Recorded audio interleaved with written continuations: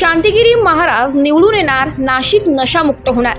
नाशिक नगरी यापूर्वी सांस्कृतिक आणि धार्मिक क्षेत्र म्हणून ओळखला जात होतं, मात्र गेले 2 ते 3 वर्षांपासून या नाशिक कुंभनगरीत तरुण पिढीला एमडी ड्रग्ज सारख्या व्यसनांनी विळखा व इतर व्यसनाने गुरफ घातला असून अंमली पदार्थांनी विळखा घातला असून त्यामुळे चांगल्या दिशेने वाटचाल करणारे तरुण पिढी व्यसनाच्या अधीन होत आहे व या तरुण पिढीला वाचवण्यासाठी मी कटिबद्ध असल्याचं खासदारकीकरिता उभे असलेले अपक्ष उमेदवार शांतिगिरी महाराज यांनी विडा उचलला आहे। आपल्या उमेदवारीचा प्रचार करताना त्यांनी शाळा कॉलेजेस येथे देखील भेटी देऊन कॉलेज तरुणींना मतदान करण्याचं आवाहन केलंय।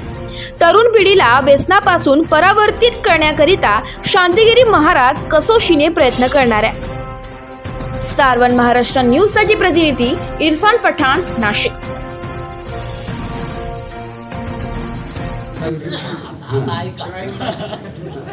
ड्रग्सचा मुद्दा अत्यंत महत्त्वाचा आहे की ज्या व्यसनामुळे अनेक जवान तरुण वाया जातात, त्यांचं आयुष्याचं काय होतं हे सांगायचं असं नाही।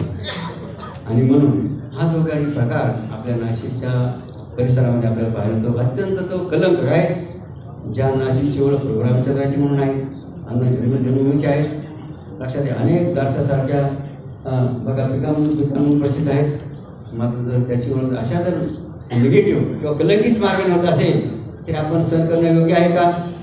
तर बाबांना असं वाटतं, जर आपण असं नुसतं पाहायची जर भूमी घेत असेल तर बाबांना वाटतं तुम्ही या भूमीत जन्मले नाही, तर तुम्हाला तुम्ही छत्रपती तुम्ही मावळे नाही, विशेष असंच बाबांना म्हणावं लागेल। पण बाबांना असं वाटतं असे जे प्रकार घडते हे ड्रग्जसारखे हे तू त्वरित कसे बंद होती आणि आमचे जवान तरुण याचं महत्त्व सांगून त्याचा म्हणजे आपल्या जीवनाचं महत्त्व सांगून आणि या व्यसनाचं नुकसान कसं होतं हे सांगून त्यांना आम्ही प्रवृत्त करणार आहोत आणि ड्रग मुक्त कसे नाक्षर असा प्रयत्न या ठिकाणी लवकर